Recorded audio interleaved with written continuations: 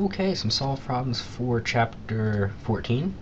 We have a car with some mass and it's traveling with some speed, and we know that it's going to, slow come to rest. So, car traveling at some speed comes to rest. We know that there's going to be some kinetic energy associated with that car, 1/2 mass velocity squared. Right over here, we're going to have no kinetic energy associated with that car.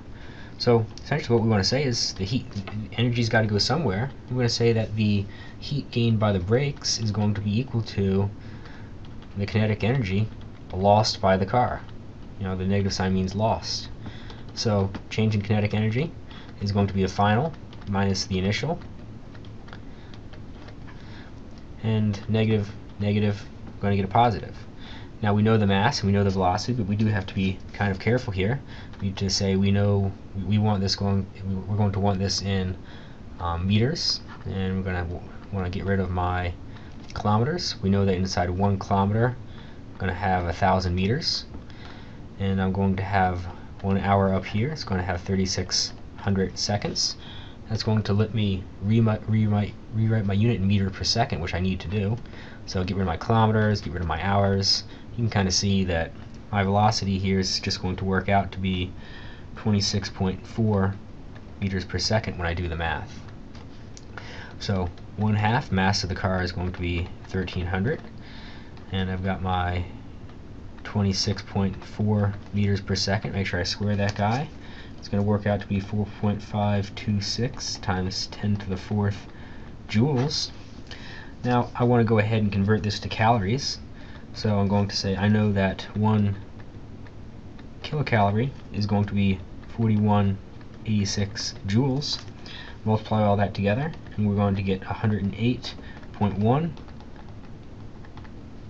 kilocalories. In problem number 10, we're looking for the specific heat of a material given some temperature change in energy. We know that we can relate the energy to mass, specific heat, and change in temperature. And right here, I've already said we've got 135 kilojoules, got a mass of 4.1 kilograms, and my change in temperature is simply going to be the final temperature minus the initial temperature, which is going to be 19.2 degrees Celsius. So we can say that, just simply rewrite this guy, specific heat is going to be equal to the heat, or the energy, divided by the mass and the change in temperature.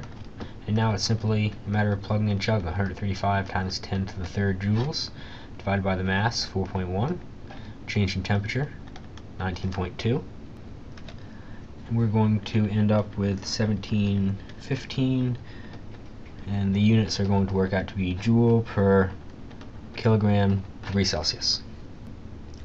In problem number 25, I've got about 24 kilograms of silver, initially a little bit above room temperature, and I want to melt that. So first thing I need to do is say, well, I need to add heat to melt it, and I'm going to need to heat this block of silver up, look up the melting point of silver, and it's going to be 961. So first thing I need to do is I need to add some heat to increase the temperature of the silver to 961, and then I need to add more heat to break down the chemical bonds of that silver. So the heat that I'm going to add at the end of the day is going to essentially be the heat to warm it up, and then the heat that's going to melt it, break down those bonds. So this is going to simply be the mass, specific heat, change in temperature, and this is going to be the mass times the latent heat of fusion for silver. And now the latent heat of fusion just appeared. It's a simple matter of plugging and chugging. So 23.5 is going to be the mass. I'm going to have to look up the specific heat of silver. I've saved you the trouble of doing that, so 230. Change in temperature, it's going to go 961 minus 25, and then we're going to add 23.5 multiplied by the latent heat of fusion, 0.88 times 10 to the 5th. Plug all that in, and we're going to end up with about 7.1 times 10 to the 6 joules worth of energy. Okay, problem number 37. I have a hot reservoir at 460 degrees and a cold reservoir at 22 degrees. I've got a 56 centimeter long copper rod that tells me two things. First, it tells me the length. It also tells me that it's copper, and so I can look up its conductivity right here.